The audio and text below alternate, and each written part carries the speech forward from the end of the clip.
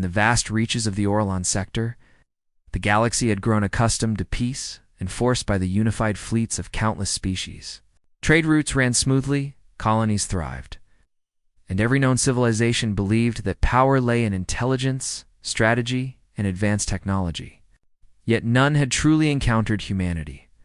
On the edge of a minor star system, scouts from the Zyrian Collective, a species famed for their efficiency and emotionless precision, detected unusual signals emanating from an uncharted planet. Initial scans revealed life forms that resembled early industrial primates, but their behaviors suggested something far more dangerous.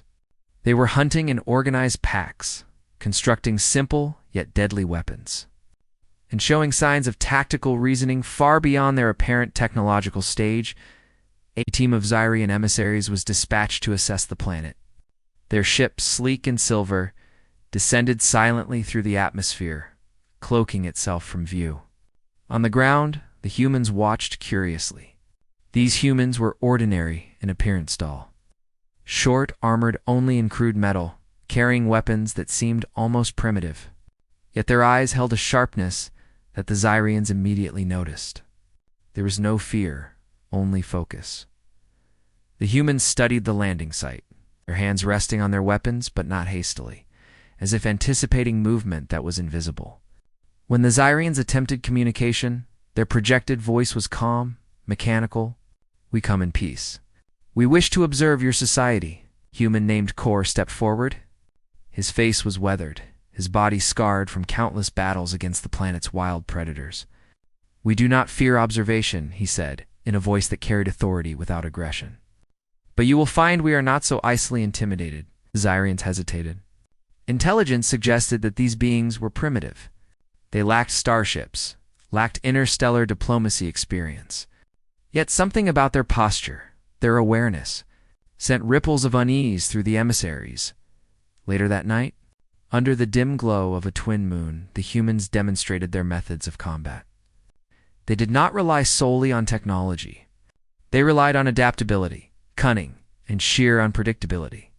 In simulations against automated drones, the humans disassembled machines faster than they could calculate, setting traps that were equal parts physical and psychological. Lieutenant Varric, the Zyrian leader, recorded everything meticulously. "They are not strong individually," he noted, "but collectively. Their coordination and improvisation surpass anything our intelligence has predicted." Weeks passed. The human society was a mix of tribes, each with its own customs and leadership, yet they moved with a unified purpose. They hunted together, built defenses that could resist attacks from larger predators, and trained from a young age in survival skills that demanded physical endurance, mental sharpness, and ruthless decision-making. It was during a routine patrol beyond the settlement that the Zyrians saw it firsthand. A group of humans encountered a massive predator, far larger and faster than any human. The creature struck with lightning speed, yet the humans were not panicked. They coordinated silently, circling the beast, using the environment to their advantage. One human feigned a retreat, luring the creature into a narrow ravine, where another waited with a weighted trap. In moments, the predator was subdued. Varric's log read, "Their brutality is not mindless. It is precise, deadly, calculated." Curiosity turned to fear when the humans' hunting techniques began to be applied to larger targets. Scouts from neighboring systems, believing humans to be harmless, approached under the assumption of safety. One ship drifted into human territory, expecting a diplomatic encounter. Instead, the humans analyzed the ship's movements, its weaknesses, and the crew's psychology. Disabling communications before the crew even realized danger existed, the humans did not kill without reason. But when provoked, their efficiency was unmatched. They had no advanced ships, no energy shields. Yet they could take down invaders using ingenuity, improvisation, and relentless persistence. Their reputation, already whispered among explorers, began to spread. The Orlan sector's collective intelligence underestimated humans, and that misjudgment would become a costly mistake. Within months, humans captured several of the Zyrian scouts for observation. The aliens expected resistance or panic. Yet the humans treated their prisoners with a strange mix of detachment and analytical interest. They studied the captives, understanding their behaviors and using their knowledge to predict future movements. Not once did they act out of emotion or cruelty.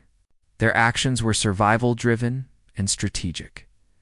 Word of human lethality reached other species. The Sorith, a technologically advanced race known for dominating weaker civilizations, attempted to claim the human planet. Their starships arrived in formation, weapons charged and shields active. Humans watched from the ground, seemingly unarmed in the face of orbital supremacy. But humans were never truly unarmed. They had prepared for years, anticipating threats larger and faster than themselves. Using guerrilla tactics, sabotage, and precise strikes, humans disabled the Sorith fleet's critical systems. They exploited weaknesses in the ship's designs, predicting maneuvers before Sorith commanders could adapt. One by one, the invading vessels fell into chaos. Retreating in defeat, the galaxy began to whisper. Humans were not just survivors.